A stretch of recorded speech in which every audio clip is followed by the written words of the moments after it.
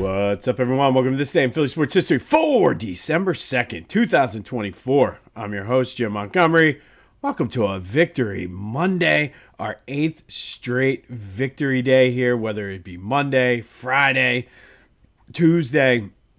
We're here, 8th straight win, 10-2 now in the season, 24-19. Now, I've not read the paper or anything like that. I like to come on the day after and just go through my notes from the game. But I'm going to start off with this. What's the excuse now?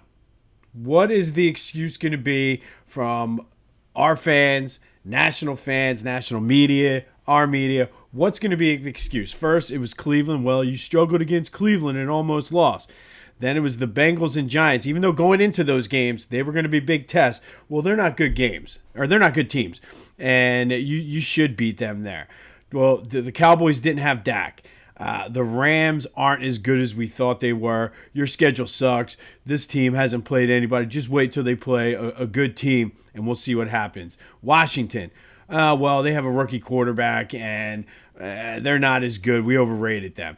Every time going into games leading up to yesterday, there was always a reason why. It was your schedule this, your schedule that. And everybody was hyping this up as a possible Super Bowl preview. You have two legitimate MVP candidates. You have a physical defense that is very good against the run. What's the excuse now? What's it going to be? Oh, well, you're not as good as Detroit. Detroit, if Chicago had a coach with half a brain, would have lost.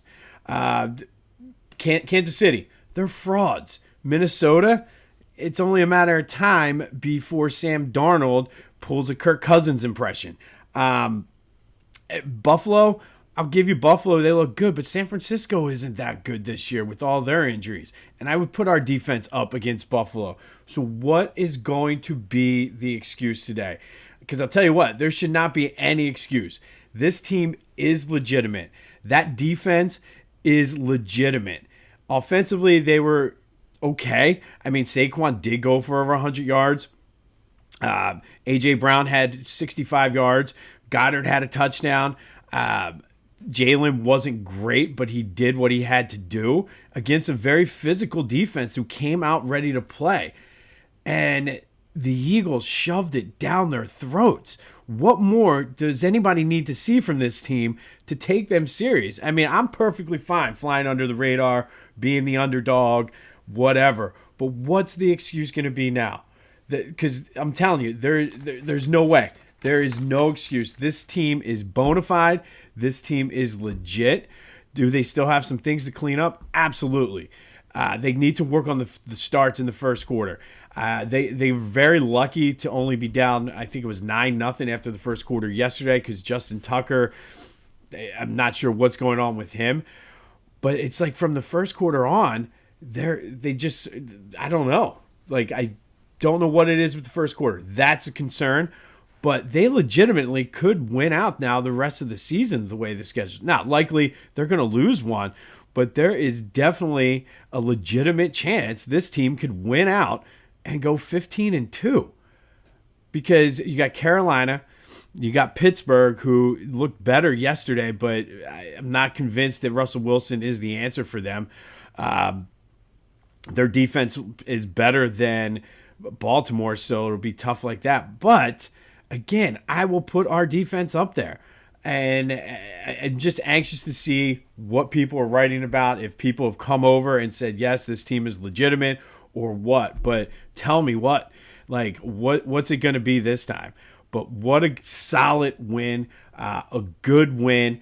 They have now, I believe, 4 of the next 5 games are at home for the final games. And we talked a lot about those pods. The Eagles went 4-0 over this pod of games. We said we would take 2-2, and they just went 4-0 over this last 4 stretch. Now, because of the way the schedule is, it's not an easy division by 4, so we'll do the last 5 games now.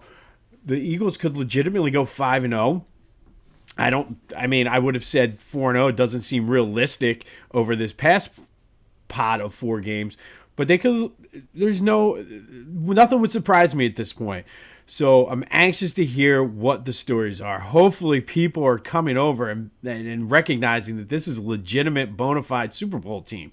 because after what I saw yesterday, it could have been very easily for them to, they got off to the slow start, making silly mistakes, too many penalties, silly penalties that you didn't need to take. And it would have been very easy for them to crumble and fold like, hey, this is an AFC team. It doesn't impact our playoffs in the NFC that much at all. It's just packing in. We got 4 of the next 5 at home. But they came back and came back strong. There's just a different vibe about this team. And hopefully the stories are about them being a legitimate Super Bowl contender. But like I said, I purposely don't look at it the day after. I'll have more on it tomorrow. But some injury news. Reed Blankenship left with a concussion. But again, next man up mentality. Hopefully he's fine. Slay should be able to clear the concussion protocol. I think it was a smart move setting Devontae down. And I will say they missed him. I think you could have... He would have opened some things up for Jalen, but hard to be mad and disappointed at the way that game played out. Dallas Goedert hurt his knee, did not come back. Not sure what's up with that. Had a little bit of a scare, even though I missed it. One of the kids must have paused it while I went to go grab a beer or go to the bathroom or something. And I was like 10 minutes behind the broadcast. I'm like, everybody's talking about Tucker missing a kick or Quinyon going out. And I'm like, what are you talking about? And then I realized, I'm like, oh, I'm behind. But he came back and was fine. But defensively, man, they came to play. They held Derrick Henry in check for the most part. And, I mean, Jalen Carter is going to be a problem. He was actually fighting through the double teams yesterday, but he is going to be a problem. I feel he was getting held almost, it seemed, every single play. And there were times like when he blew up that little reverse play, was just read it perfectly. And I mean, this dude is going to be a problem. Zach Bond and Nakobe Dean played their asses off. The secondary played lights out. I mean, Brandon Graham, without him, the rotation they had on the D line played lights out, and they're going to get more guys in that rotation. But the way those dudes played, I mean, this is a bona fide, legit defense, and we've come such a long way from where we were earlier in the season before the bye. But just an incredible, incredible output. And then finally, I'll leave with this before we get into the 3 keys. Nick Sirianni deserves that extension. Nick Sirianni, if you were one of the people out there who were calling for him to be fired, I think you owe him an apology. He's done nothing. Like, listen, he's read the room, realized he needed to change, and ever since that incident with the fans about when he was yelling back, he's gotten it together. I don't know if Howie and Jeff Lurie talked to him, but he's done nothing but have this team ready to go. The only negative and downside I have is what's up with the first quarter. It's almost like the scripted plays are what's holding them down. Like, I don't know if they need to just take what they do in the second quarter and put that in the first. I don't know, but I mean, the first 15 plays, you're throwing the Britt Covey and guys like Will Shipley got some play in the first quarter. Like, I don't understand it. There's still time to work through and fix that up. But this team is legit. We have a bona fide Super Bowl contender, and we've come a long way in a year, because it was right around this time last year when the whole slide started last year. But good win.